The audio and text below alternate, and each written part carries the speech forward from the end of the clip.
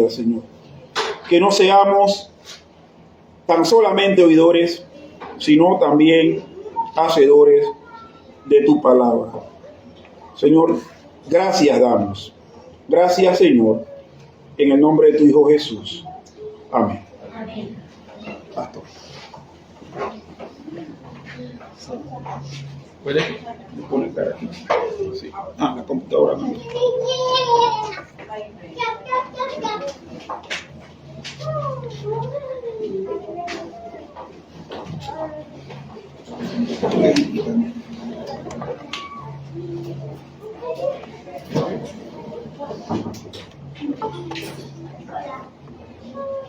Gracias.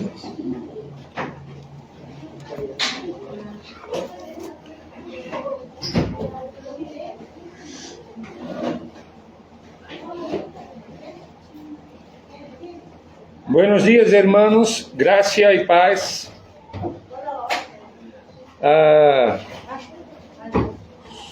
Es una alegría siempre poder compartir de la palabra del Señor con ustedes. Estamos en los últimos 10 versículos de Ruth. Hoy concluimos la serie de predicaciones en este libro. Y yo quiero empezar contándoles una historia que escuché hace algunos años. Y esa historia me contó un amigo. Y la historia fue sobre su visita a una exposición de fotografías antiguas en la ciudad de São Paulo, en Brasil. Y me dijo que entre las imágenes que más le llamaron la atención había una serie de retratos familiares de inmigrantes italianos de principios del siglo XX. Este es el periodo de mayor inmigración italiana en Brasil. Entonces, en esta serie de retratos, era una serie de familias enteras posando con sus mejores ropas y con expresiones serias, pero esperanzadoras. Y según me contó ese amigo, el curador de la exposición le explicó algo fascinante. El curador le dijo que muchas de esas familias habían llegado a Brasil con promesas de trabajo, promesas de tierras, promesas de un futuro mejor. Pero algunas de esas promesas se cumplieron, otras tristemente no. Pero lo que más impactó a mi amigo fue cuando el curador señaló una fotografía en particular. Le apuntó a una familia de italianos en particular. Y le dijo, esta familia llegó sin nada. Esta familia perdió todo en los primeros años. Y parecía que sus sueños se habían desvanecido. Pero miren, dijo el curador, y le mostró una fotografía tomada 30 años después de la misma familia, ahora próspera, rodeada de hijos y nietos. A veces, concluyó el curador, las promesas se cumplen de manera que nunca imaginamos, y en tiempos que no esperábamos. Y esta historia me vino a la mente mientras estudiaba el final del libro de Ruth. Aquí tenemos la historia de una familia que también llegó como inmigrante, que perdió todo, que experimentó la amargura del vacío y la desesperanza. Pero también tenemos el testimonio de que Dios cumple sus promessas. Incluso quando tudo parece perdido, incluso quando não entendemos seus métodos, incluso quando seu tempo não coincide com o nosso. O texto que temos delante de nós hoje é o clímax glorioso de uma história que começou com muerte e terminou com vida, que iniciou com um vazio e concluiu com plenitude. É a demonstração prática de que nosso Deus é um Deus que cumpre suas promessas. Esse é o título do sermão. Quando Deus cumpre suas promessas.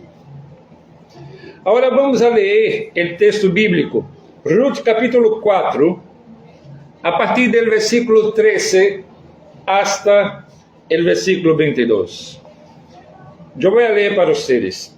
Boaz, pues, tomou a Ruth e ella foi sua mulher. E se chegou a ella, e Jeová lhe dio que concebiese e diese a luz um hijo. E as mulheres diziam a Noemi: loado seja Jeová que hizo que não te faltasse hoje pariente, cuyo nome será celebrado em Israel, el qual será restaurador de tu alma e sustentará tu vejez. Pois tu nuera que te ama lo ha dado a luz, e ella es de mais valor para ti que 7 hijos. E tomando Noemi el hijo, lo puso en su regazo, y fue su aya. Y le dieron nombres las vecinas, diciendo: le ha nacido un hijo a Noemi, y lo llamaron Obed. Este es el padre de Isaí, padre de David. Y estas son las generaciones de Fares. Fares engendró a Esrom. Esrom engendró a Ram. Ram engendrou a Aminadab. Aminadab engendrou a Naasson. E Naasson engendrou a Salmão. Salmão engendrou a Boaz. E Boaz engendrou a Obed. Obed engendrou a Isaí. Isaí engendrou a Davi.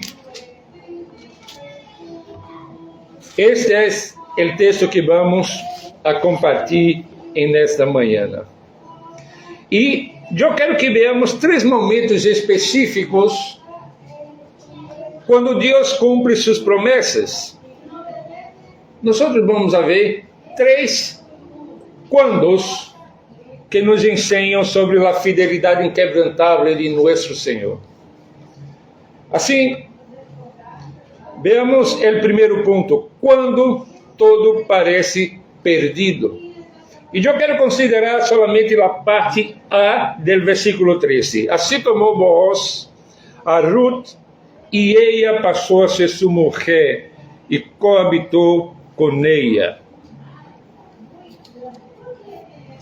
Essa frase tão simples, esconde uma realidade que facilmente passamos por alto.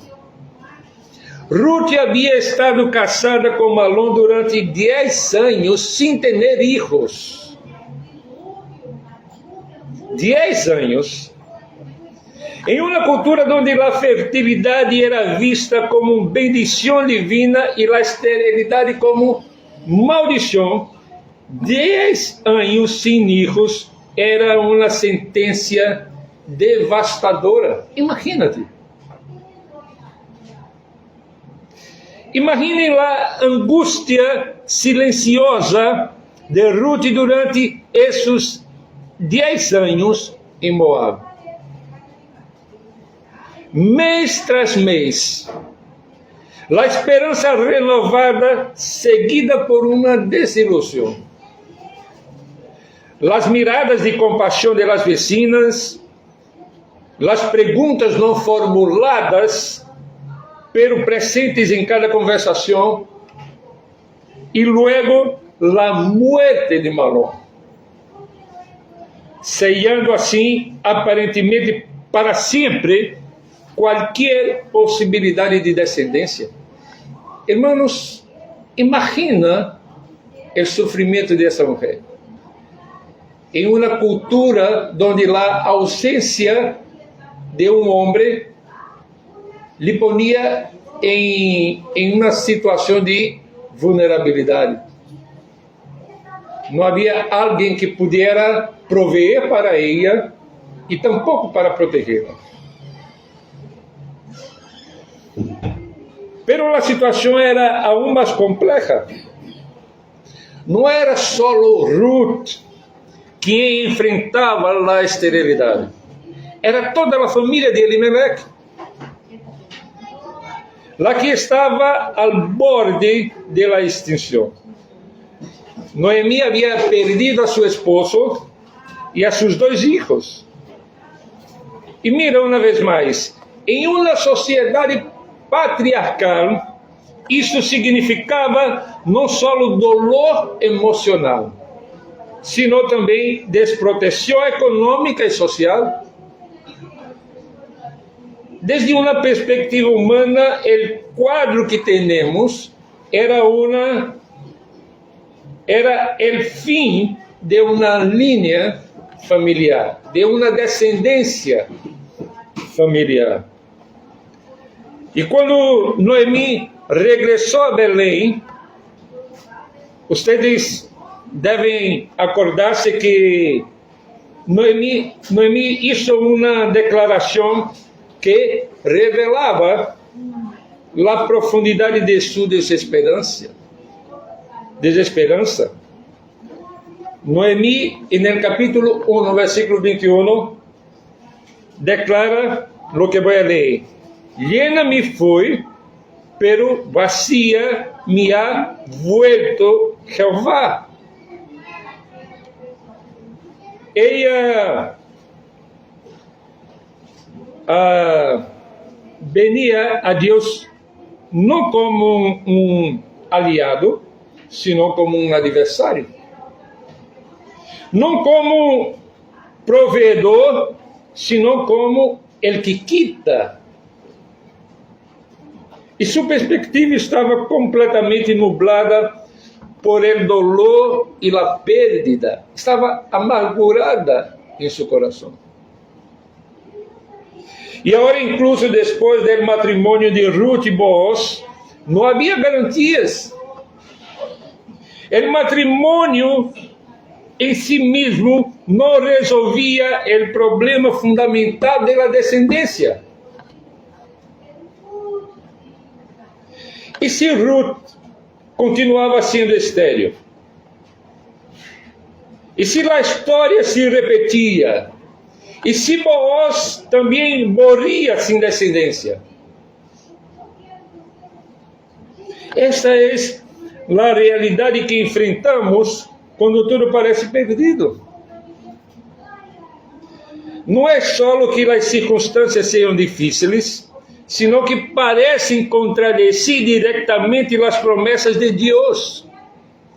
Noemí havia crescido escutando sobre o Deus de Abraão, de Isaac e de Jacob, o Deus que prometeu descendência como as estrelas do cielo. Pero sua experiência parecia desmentir essas promessas. Não é esta nossa experiência também? Conhecemos as promessas de Deus em sua palavra. Sabemos que Ele promete cuidar de seus filhos, que Ele promete proveer para suas necessidades, obrar todas as coisas para bem. Pero o que passa com nós? Quando viene o diagnóstico médico que cambia todo? ¿Qué pasa con nosotros cuando llega la pérdida del empleo que parecía seguro? ¿Qué pasa con nosotros si rompe el matrimonio que creíamos sólido?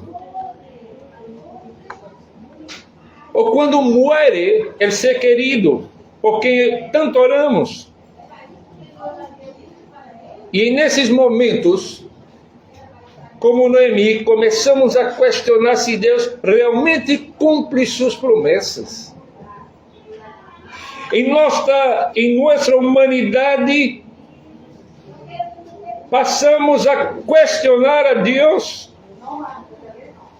Começamos a perguntar-nos se Ele está trabalhando a nosso favor ou em nossa contra. A fé que parecia, a vezes, tão sólida em los dias buenos, começa a tambalear-se quando tudo parece perdido. Quando não somos capazes de mirar hacia Deus. Pero aqui está a primeira verdade gloriosa que quero que veamos. As promessas de Deus não dependem de nossas circunstâncias. Sua fidelidade não está condicionada por nossa capacidade de entender seus métodos. E quando tudo parece perdido, desde nossa perspectiva limitada, Deus já está trabalhando em formas que não podemos ver. Deus sigue sendo soberano. Deus sigue no controle de todas as coisas.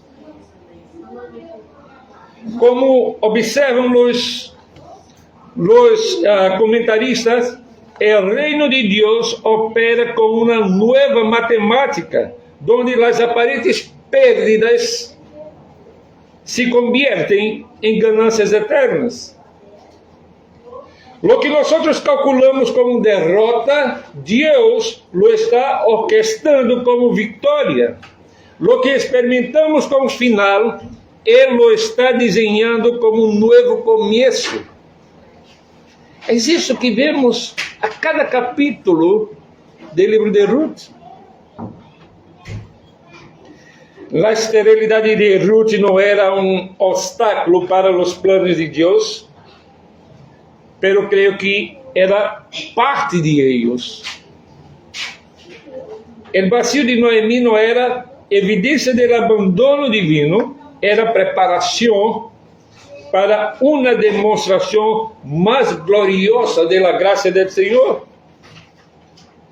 E quando tudo parecia perdido, Deus estava preparando o cenário para mostrar suas promessas, que suas promessas são mais seguras que nossas circunstâncias.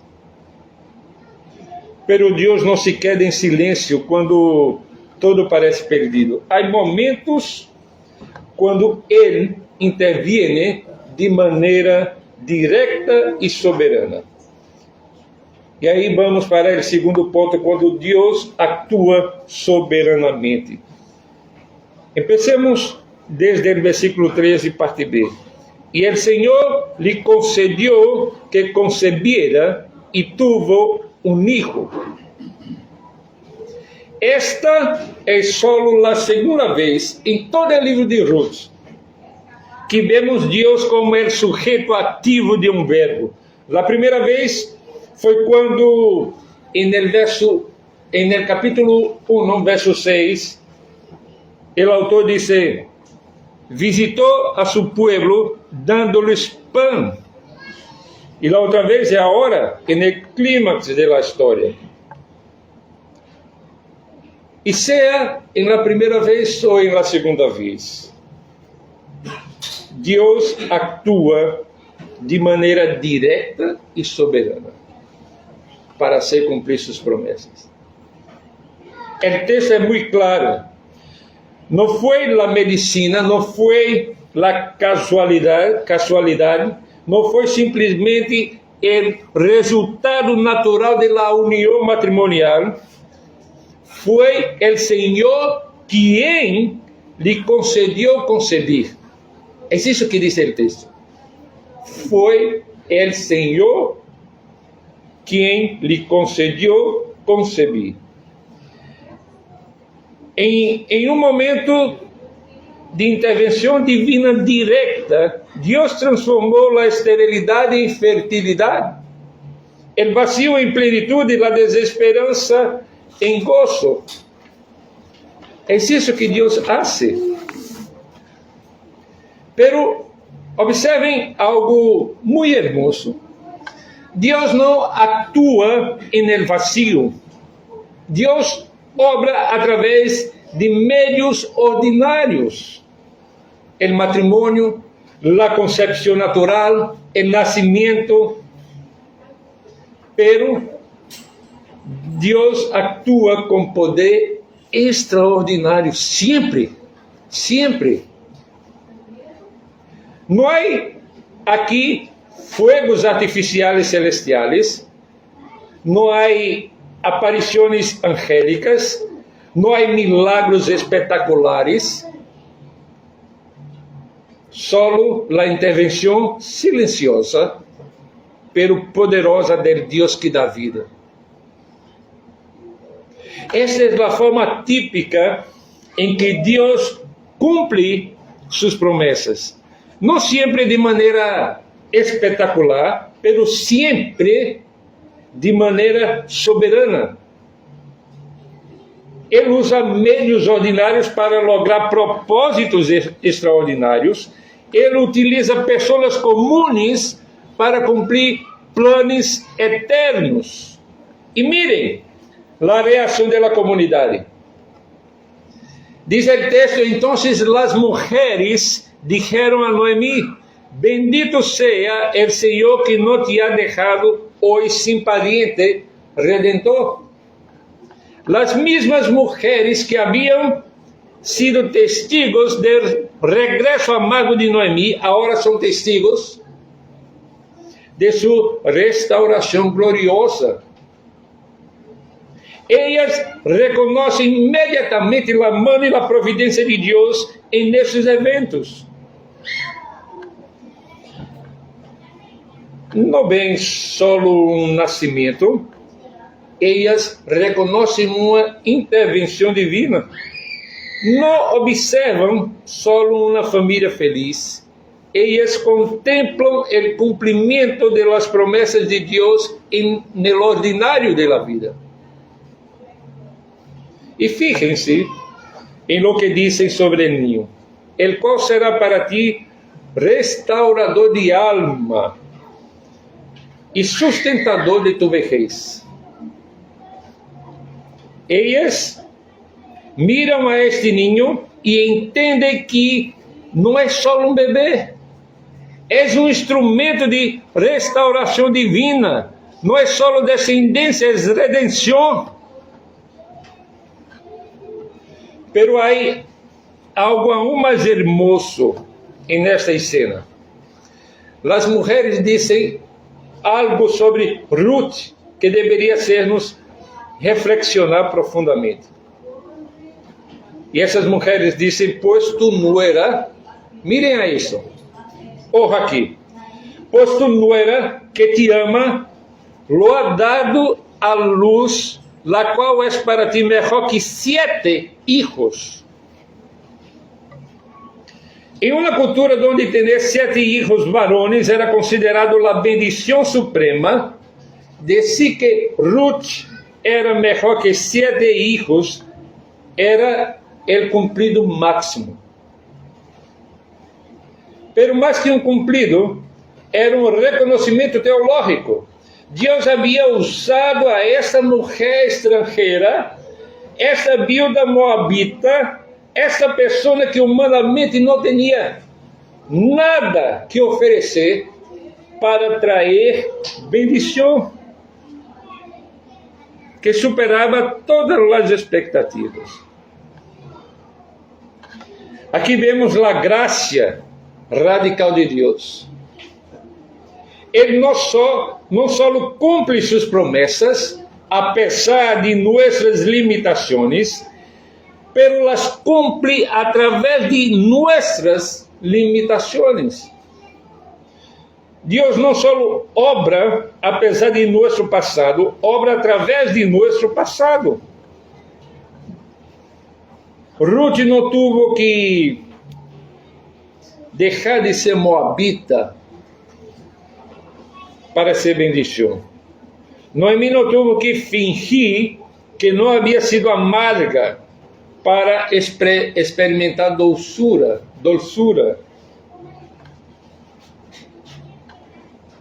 Há um comentarista que utilizou a expressão para referir-se a toda essa cena, e a expressão foi que Deus microgerencia o universo. O que quer dizer com isso? Esse comentarista quer dizer que Deus cuida de los detalhes mais pequenos de nossas vidas, mientras orquesta os propósitos mais grandes da história. O mesmo Deus que mantém as galáxias em suas órbitas se preocupa por el dolor de uma viuda em uma pequena cidade de Judá. É isso que quer dizer este comentarista quando utiliza a expressão Deus microgerencia o universo. E observem a resposta de Noemi. E tomando Noemi el niño, lo puso em su regazo e foi su aya. La mujer que había dicho, vacía me ha vuelto Jehová, ahora tiene en sus brazos llenos. La que había pedido que la llamara amarga, ahora experimenta la dulzura de la restauración divina. Ahora mira, esta imagen de Noemi con el niño en su regazo es una de las más tiernas de toda la escritura. Es la imagen de la gracia que restaura, del Dios que no solo perdona, sino que renueva, que no solo sana las heridas, sino que las convierte en fuentes de bendición. Y cuando Dios actúa soberanamente, Dios no solo cambia nuestras circunstancias, cambia nuestros corazones. Deus não somente quando atua de maneira providencial, não somente resolve nossos problemas, nos transforma no processo. La Noemi que abraça a Obed não é a mesma mulher amarga que regressou de Moab. É uma mulher renovada por la gracia, restaurada por la fidelidade divina. Deus não somente resolve o problema de Noemi, pero la transforma. Pero a história não termina com este hermoso quadro familiar. Há uma dimensão eterna en el cumprimento de las promessas de Deus. E aí vamos para o ponto 3, quando as promessas se vuelven eternas. E aí vamos considerar o versículo 17 hasta 22. E lhe dieron nombre las vecinas diciendo, le ha nacido un hijo a Noemi y lo llamaron Obed, el cual foi padre de Isaí, padre de Davi. Mira, com essa simples declaração genealógica, o narrador nos revela que essa história íntima de uma família em Belém é, em realidade, parte de uma narrativa muito mais grande, que vai mais allá que essa família, que seus problemas, que as circunstâncias que estão.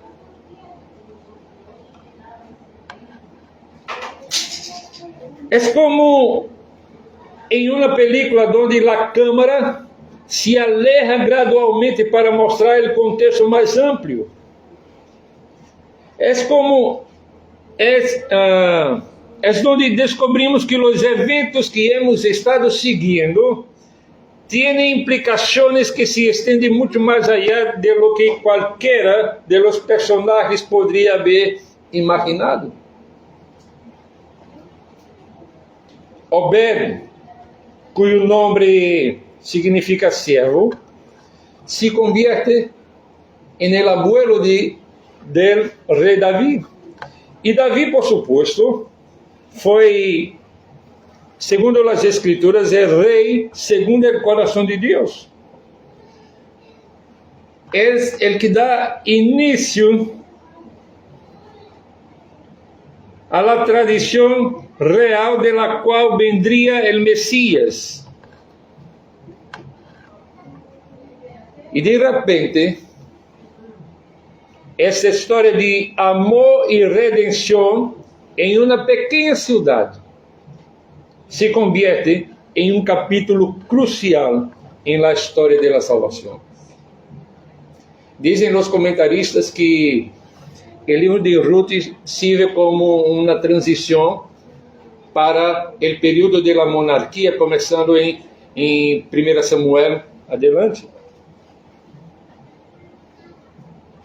A genealogia que cierra o livro não é só uma lista de nomes, é mais bem uma declaração teológica que nos diz que Deus estava trabalhando através de estes eventos ordinários para cumprir suas promessas extraordinárias. E mientras Ruth recorria espigas no campo de Boaz, Deus estava preparando a linhagem do Messias. Mientras Noemi lutava com sua amargura, Deus estava orquestrando a história da redenção. E que nos ensina isto?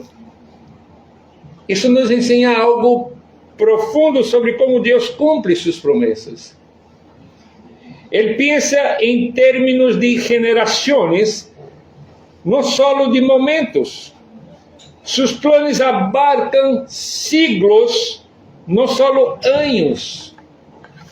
Lo que parece uma resposta às necessidades imediatas de Ruth e Noemi é, em realidade, parte de um propósito eterno que culminará em la venida de Cristo.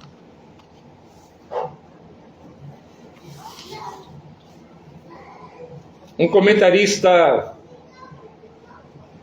dijo que o propósito do casamento de Boaz com Ruth era conduzir em el devido tempo ao grande rei Davi, el homem segundo o coração de Deus. E mais adelante, a venida de Jesucristo, nosso Salvador. Os eventos em Moabe e em Belém desempenharam seu papel em levar a aqueles que resultariam em el nascimento de Davi e finalmente el nascimento do Hijo de Davi, Jesucristo. Irmãos, esta perspectiva bíblica, essa perspectiva eterna, deveria transformar como vemos nossas próprias vidas. Quando Deus cumpre suas promessas em nossas circunstâncias particulares, não está só resolvendo nossos problemas imediatos. Ele está tejendo nossas histórias em la tapiz mais grande de seu plano redentor. Cada oração respondida, cada provisão diária, cada acto de restauração em nossas vidas é parte de algo mais grande que nós mesmos. Uma vez mais, Deus não só está trabalhando para nosso bem individual, está trabalhando através de nós para o bem de outros que quer alcançar. está trabajando a través de nosotros para el avance de su reino, para la gloria de su nombre a través de generaciones. Pero hay algo más glorioso que devemos ver. Quando chegamos ao Novo Testamento e leemos a genealogia de Mateus capítulo 1, encontramos nomes familiares. Salmão engendrou de Raabe a Booz. Booz engendrou de Ruth a Obed. Obed a Isai, Isai a rei Davi. Essa é a genealogia que vemos em Mateus capítulo 1, versículos 5 e 6. Estes mesmos nomes. Déjame solamente ler para vocês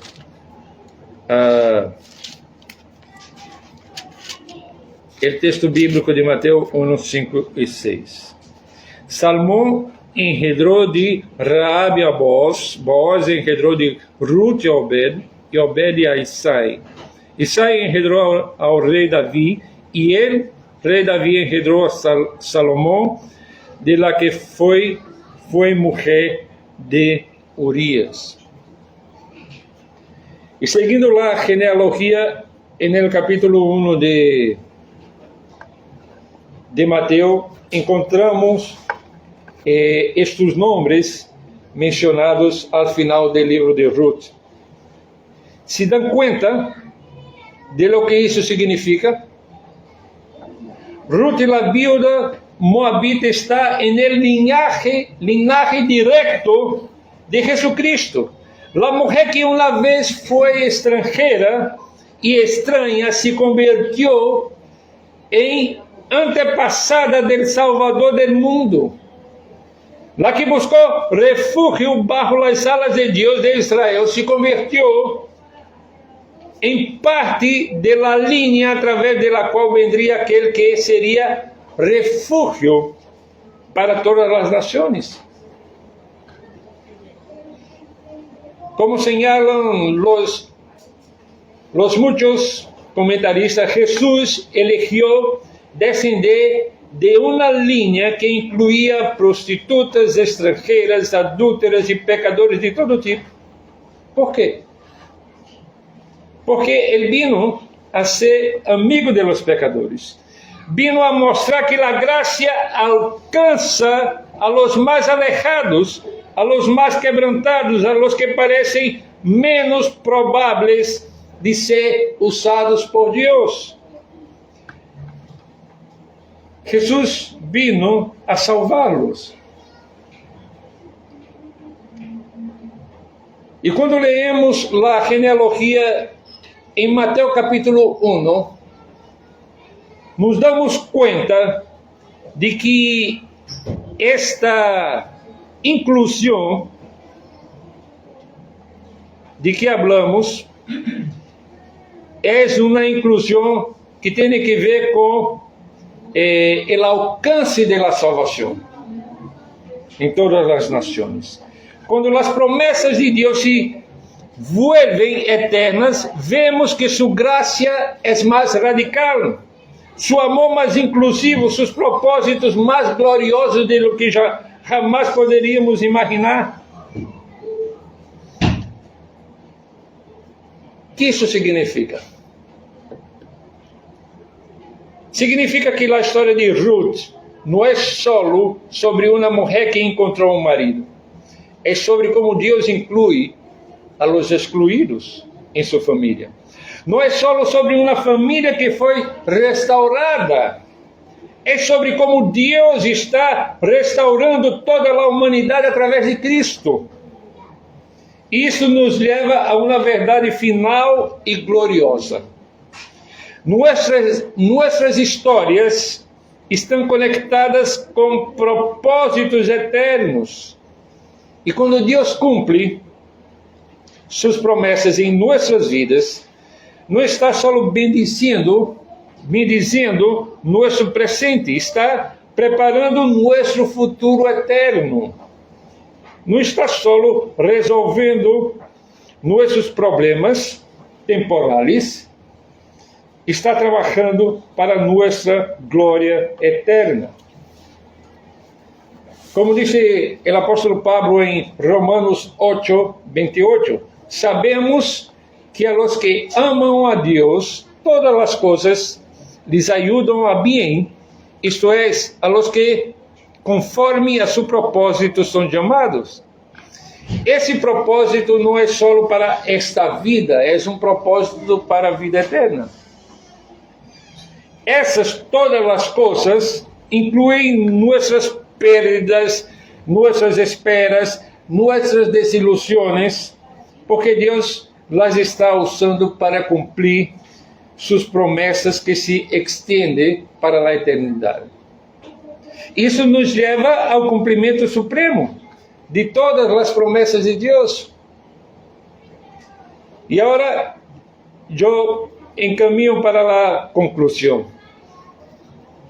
A história de Ruth nos ensina que nosso Deus é um Deus que cumpre suas promessas, pero mais que isso nos ensina que Ele las cumpre de maneira que superam infinitamente nossas expectativas. Quando tudo parecia perdido para Noemi e Ruth, Deus já estava trabalhando. Quando Ele atuou soberanamente em suas vidas, não só resolveu seus problemas imediatos, sino que os conectou com seus propósitos eternos. E quando suas promessas se volveram eternas, vemos que toda a história está apontando a ser cumprimento supremo em Jesus Cristo. Porque a verdade é que todas as promessas de Deus encontram su sí e su amém em Cristo. 2 Coríntios capítulo 1, verso 20. Boaz foi redentor maravilhoso, pero Jesus é o redentor supremo. Boaz pagou o preço por campo e uma família, pero Jesus pagou o preço por nossas almas com sua própria sangue. Boaz não descansou hasta resolver o assunto de Ruth, e Jesus não descansou hasta que pudo dizer na cruz: consumado es. E assim como Ruth encontrou refúgio bajo as alas de Deus, del Deus de Israel, através de Boaz, nós encontramos refúgio eterno bajo as alas del Altíssimo, através de Cristo. Assim como Ruth passou de ser estrangeira a ser parte da família de Deus, nós passamos de ser estranhos e advenedizos a ser conciudadanos de los santos e membros da família de Deus. A genealogia que termina com Davi não termina realmente aí, continua hasta Cristo. E através de Cristo continua hasta nós. Porque em Cristo nós também somos parte da família de Deus. Em Cristo nossas histórias também estão conectadas com propósitos eternos. Se hoje estás em lugar onde tudo parece perdido, recuerda que as promessas de Deus não dependem de tuas circunstâncias. Se estás esperando que Deus atue em tu vida, recuerda que Ele é soberano e que a seu tempo é perfeito. E se te perguntas se tu vida tem propósito eterno, recuerda que em Cristo tua história está entretejida em la grande narrativa da redenção. Deus cumpre suas promessas. Lo hizo com Noemi e com Ruth, está sendo com nós e lo hará perfeitamente quando Cristo regresse e todas suas promessas encontrem seu cumprimento final em la nueva Jerusalém, donde não haverá mais llanto, ni clamor, ni dolor, porque as primeiras coisas passaram. Hasta este dia glorioso, vivamos com a confiança de que nosso Deus é fiel, suas promessas são seguras e seu amor por nós é eterno. Porque quando Deus cumpre suas promessas, sempre lo hace de maneira que superam infinitamente todo o que podemos pedir e imaginar. Esta é a invitação que encontramos no livro de Ruth, a que sigamos confiando em que Deus é fiel para cumprir todas suas promessas. Vamos orar. Padre Santo, graças, porque o Senhor é fiel para cumprir cada uma de suas promessas. Graças porque em cumprimento a tuas promessas, nós temos a salvação através de Cristo Jesus. Graças por enviar-nos el Salvador. Graças por, através de tu Espírito Santo, abrir nossos olhos a la fé e a arrependimento. Graças por la liberdade que temos de ler publicamente tu palavra e estudá-la. Graças por essa história que acabamos de ver hoje, nesta manhã. E através de ela, sermos recordados de que tu eres um Deus soberano que sigue fielmente actuando para cumprir cada uma de suas promessas e nos dá a redenção. Assim nós oramos em nome de Jesus. Que a graça de nosso Senhor e Salvador Jesucristo, o amor de Deus el Padre, a comunhão e o consuelo do Espírito Santo seja com cada um de nós, hoje e por todo sempre. Amém. Hermano, vamos cantar o triple amém. Amém. Amém. Amém.